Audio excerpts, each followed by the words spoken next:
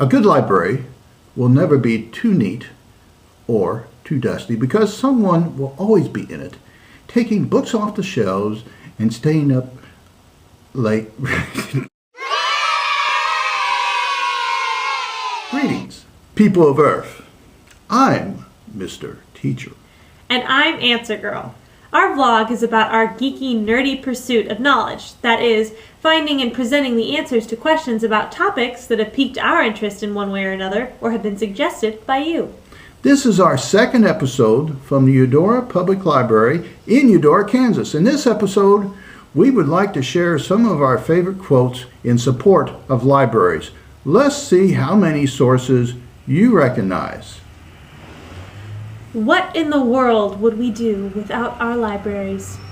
Katharine Hepburn. Without libraries, what have we? We have no past and no future. Ray Bradbury. In a good book room, you feel in some mysterious way that you are absorbing the wisdom contained in all the books through your skin without even opening them. Mark Twain. A good library will never be too neat or too dusty because someone will always be in it, taking books off the shelves and staying up late reading them. Lemony Snicket. Whatever the cost of our libraries, the price is cheap compared to that of an ignorant nation. Walter Cronkite. Don't join the book burners. Don't think you're going to conceal faults by concealing evidence that they ever existed.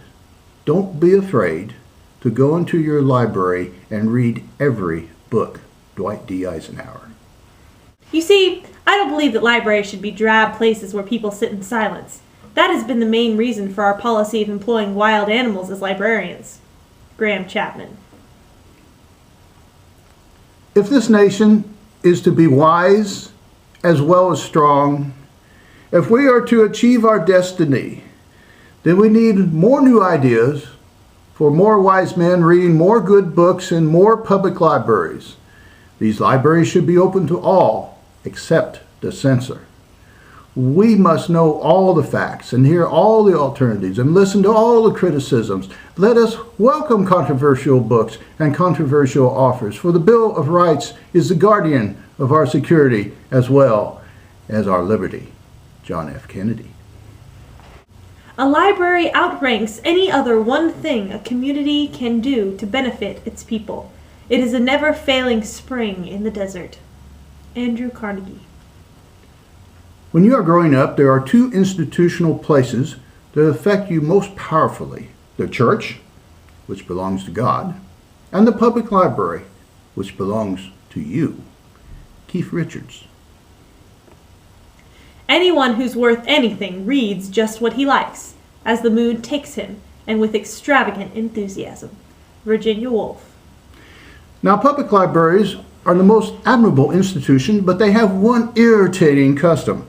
They want their books back. Cecil B. DeMille. I am a librarian. I discovered me in the library. I went to find me in the library. Before I fell in love with libraries, I was just a 6-year-old boy. The library fueled all of my curiosities, from dinosaurs to ancient Egypt.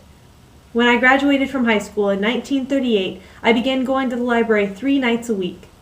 I did this every week for almost 10 years, and finally, in 1947, around the time I got married, I figured I was done. So I graduated from the library when I was 27. I discovered the library is the real school. Ray Bradbury. For him that stealeth or borroweth and returneth not this book from its owner, let it change into a serpent in his hand and rend him. Let him be struck with palsy and all his members blasted. Let him languish in pain, crying out for mercy. Let there be no cease to his agony until he sink in dissolution. Let bookworms gnaw his entrails in token of the worm that nigheth not. And when at last he goeth to his final punishment, let the flames of hell consume him forever. Attributed to the monastery of San Pedro in Barcelona, Spain. I ransack public libraries and find them full of sunk treasure. Virginia Woolf. Libraries allow children to ask questions about the world and find the answers. And the wonderful thing is that once a child learns to use a library, the doors to learning are always open. Laura Bush. Let us save what remains, not by vaults and locks which fence them from the public eye and use in consigning them to the waste of time, but by such a multiplication of copies as shall place them beyond the reach of accident. Thomas Jefferson. In his library, he had always been sure of leisure and tranquility. And though prepared, as he told Elizabeth, to meet with folly and conceit in every other room in the house, he was used to be free from them there. Jane Austen. We are the only species on the planet, so far as we know, to have invented a communal memory stored neither in our genes nor in our brains. The warehouse of this memory is called the library. Carl Sagan.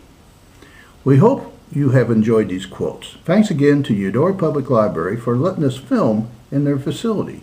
You can find more about the Eudora Public Library at www.eudorapubliclibrary.org. On behalf of Mr. Teacher and Answer Girl, thanks for watching. Please subscribe, like, share, and send us your suggestions. If you have a question about mathematics, science, music, history, etc. that is really bugging you, let us know and we may answer your question on a future episode. What are you doing, Mr. Teacher? Just checking. Checking what? Well, cartoonist Charles Schulz once said, "I love a girl that smells of library paste." Mr. Teacher, we haven't used library paste in years. You must still use some form of adhesive. Yes, we do. Close enough. Say goodbye, Mr. Teacher. Bye.